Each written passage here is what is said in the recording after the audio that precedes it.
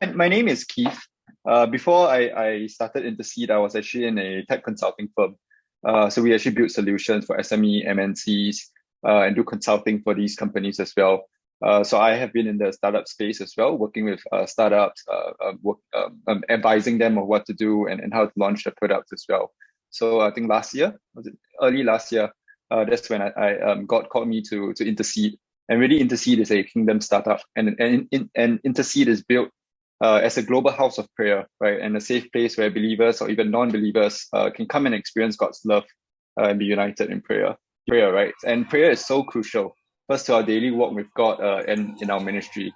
And as we build up our own personal prayer life, this flows into prayer for others as well, and our community and even our nations. So Intercede was built with this in mind. So first, Intercede was seeks to strengthen an individual's prayer life and walk with God. People can come in and use the app that we've just launched as a personal journal or to post their prayer requests, whether is it public or anonymously, and to ask for prayers from the Intercede community. And we encourage people to also bless others by praying over any prayer request that you see within the application. And in our prayer life, it's just not about prayer requests. It's also about thanksgiving, testimonies, and encouragement as well. So with the latest version that we've just rolled out, you can actually sort and find these posts and really share what God has impressed on your heart to encourage the community so we can all grow together and deepen our walk with God. We also understand how important community is within our faith. We have churches, cell groups, and all these kind of little communities within the kingdom. And we've built new features that allow users to create these groups within Intercede. And this can be for cell groups, for prayer ministries, for churches, for missionaries who are overseas, who want to connect back to their home church, or even interest groups. And these groups is a place where you can interact with people outside of your own church circles or to keep track of the prayer requests that the group is sharing. We've actually launched a new interesting feature as well, and that's gamification. But I'll let you go into the app and check out that on your own. It's something interesting that just by using the app and interacting with other users, you actually unlock biblical-based content that helps to encourage users and to ground us in our walk with God. So that's the Intercede app that is already live on both the App Store and the Play Store. But as a community who believes in the power and importance of prayer, we're also running a prayer movement on social media, mainly Instagram Live. I'm not sure whether you guys have seen it, called the Global Prayer Room. And this Global Prayer Room, right, it's a space where we respond to global crisis as we read and see the news in real time by praying. We believe that prayer is always our first response to every breaking news. And we may not be able to gather physically, and I'm sure there's still some restrictions for the long term, but we can still be united as the body of Christ and pray corporately by coming together online. So we're inviting, if you guys want to come online or even host some of these sessions on Monday nights, that'll be great and it'll be interesting as well.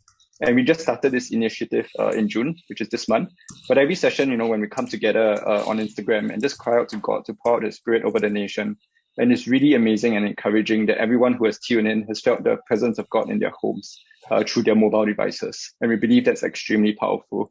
We're just coming together and allowing God to move and touch lives in this digital space. Yeah. So in a nutshell, Intercede is the anchor to unite people on a global basis in prayer and to be sent out reflecting the love of God. Yeah. You're absolutely right. So Intercede, the brand name, is actually a play on intercede, which is praying for others. It's actually a play on two words, which is intercede, praying for others, and seed, which is sowing the seed of God's love into people's hearts through prayer. So essentially, that's how Intercede is born. Defining moment, not really. So the vision of Intercede was actually planted into one of our co-founders a couple of years ago. And God was very specific in this vision and what Intercede needed to do. It needed to be an app, number one, that unites people in prayer. Secondly, is to build a habit and culture of prayer through gamification, and that's the feature. And to bring back biblical truth into the digital space, whether it's social media or even through the app. How I came into Intercede was kind of divine as well. I was actually in a startup conference, can't remember, about 2 years ago, representing my company back then. And that's where I met one of the Intercede team members, and he shared this idea with me, right, about creating this platform for prayer and really just this new social media platform for believers. And immediately that's when it struck me, and I prayed to God, and I felt that God was calling me to this place. So since then, I think about mid last year, I left my company. And I've joined Intercede full time and really working on this project and being faithful to God's call. it was like any other startup, right? So you come together as a group, you ideate. For us, we had that vision in mind already. So we had a starting block to go with. So for us, we started with that, and then we learned from other platforms. So the process of dissecting what other platforms do, what are the strong points and what their weaknesses are, and then learning from that and tailoring it to our audience, which is the Christians. Of course, we went out to get funding as well. We hit a couple of roadblocks. But I think the most important thing is to be faithful to God's call and God's vision. So it's really interesting and really a blessing to see. Every time we hit a stumbling block, we just go back to Him in prayer and miraculously and in the right time as well, the right people come into play and really just want to partner with us for the long haul. Yeah. I think for us, it's hearing how the app has blessed people. For some people who are struggling, they don't know who they can go to for prayers. Sometimes prayers are very personal. And that's why in the app, you can actually post anonymously. So just by posting anonymously, they actually share something very personal in their heart. And people not within their own communities or their own circles have been praying and blessing them. And actually, some of the prayer requests have been answered. So it's really encouraging to see that prayers have been answered, and that's where we see the goodness of God and God's hand really moving among the body of Christ. Yeah. So what we hope to achieve is to build this prayer community, to so create this safer space in the digital world where Christians can come in and can just really build friendships and relationships online. And our goal is to build this global prayer community where everyone is just praying for each other and really just blessing each other in this space. It can be both within the app as well as outside of the app. That's why we ran the global prayer rooms on Instagram. We found out about DM360 by, when we were speaking to people about this idea, and a lot of them has pointed us to DM360. That's when we got in touch with SC over a Zoom call, I think, because he was in New Zealand at that time. And yeah, so that's how we got in touch with DM, and that's our journey with DM. For us, it's quite unique because we actually came in during like the whole pandemic lockdown situation. Yeah. So there were a lot of restrictions in place. We can't really be in the space all the time. But when the restrictions lifted last year, so where you could have events and all, that's when we came in. We also shared what Interseed is doing, and I think it's really great to be able to connect with other like-minded individuals who's really starting platforms or tech platforms for the kingdom, and just really sharing some of our struggles and really encouraging each other as well. I think that's the most important point.